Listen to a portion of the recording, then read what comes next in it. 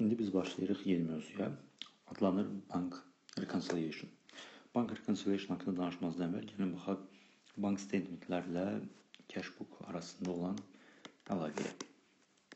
Bilirik ki, cashbook bizim, daha doğrusu şirkətin bank hesabında olan əməliyyatları göstərir. Gəlirləri, mədaxilləri, məxaricləri göstərir. Və idealda ayın sonunda yaxud ilin sonunda cashbook'un balansı ilə bank statement'ın balansı eyni olmalıdır. Cashbook bizim daxili sənədimizdir. Müəssisənin daxili sənədidir. Bank statement isə müəssisənin bankdan aldığı reportdur. Hansı ki göstərir yenə də müəssisənin bank hesabında olan gəlirləri və mədaxilləri və məxaricləri. Ona görə idealda bərabər olmalıdır. Lakin bir çox hallarda və tez-tez bu bərabər olmur. Bunun bir neçə səbəbi var. Gəlin bir-bir baxaq. Birinci səbəb error ola bilər. Yəni səhvlər. Nəzərə alsaq ki, banklarda müəyyən kontrollar var, hesablanır və s. Ona görə banklarda səhvlərin olmasına çox da biz ehtimal vermirik. Ona görə səhv deyəndə biz nəzərdə tuturuq bizim özümüzün cashbook elədiyimiz səhvlər. Ola bilər ki, 75 əvəzinə biz yazmışıq 57. Yaxud 900 əvəzinə biz yazmışıq 90. Bu səhvlər haqqında biz sonra danışacağıq.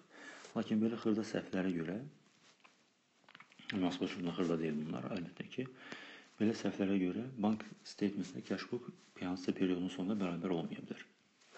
Daha sonra detallı danışacağıq. İkinci ola bilər charges yaxud interest.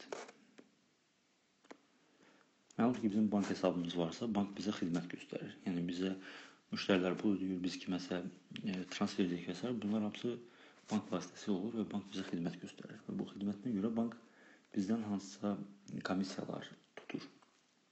Bu komissiyaları biz çox vaxt cashbook'umuzda göstərmirik. Çünki biz bilmirik bəzən komissiyalar haqqında daha detallı. Ola bilər ki, 100 manat köçürəndə bank bizdən tutsun 5 manat, ola bilsin 1000 manat köçürəndə proporsiyon olaraq 50 manat əvəzinə bizdən tutsun 25 manat. Yəni bunları biz bilmirik deyə detallı. Onları bəzən öz cashbook'umuzda göstərməyə bilərik.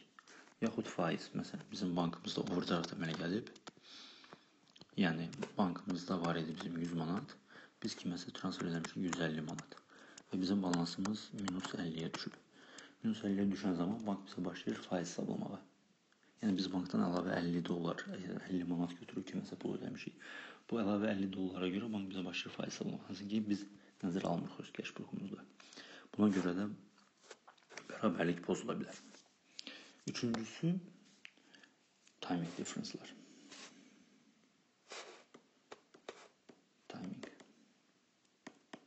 Bilirik ki, banklar transferlərdən danışsa, banklar əməliyyatları yerinə yetirməyə bir neçə gün vaxt sərf edirlər.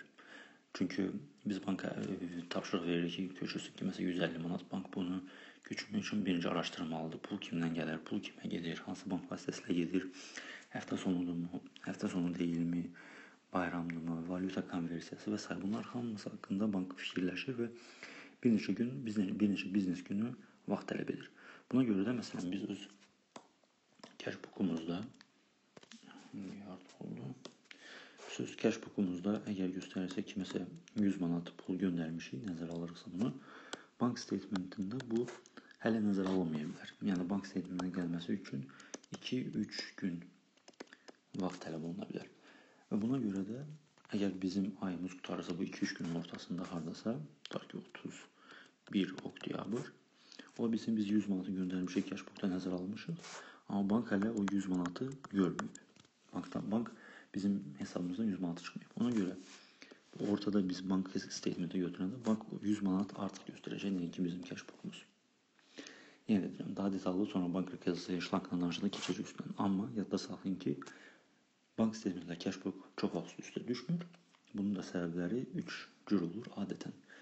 Elədiyimiz səhvlər, bankın bizə bizdən tutduğu faizlər, komissiyalar və vaxt fərqləri.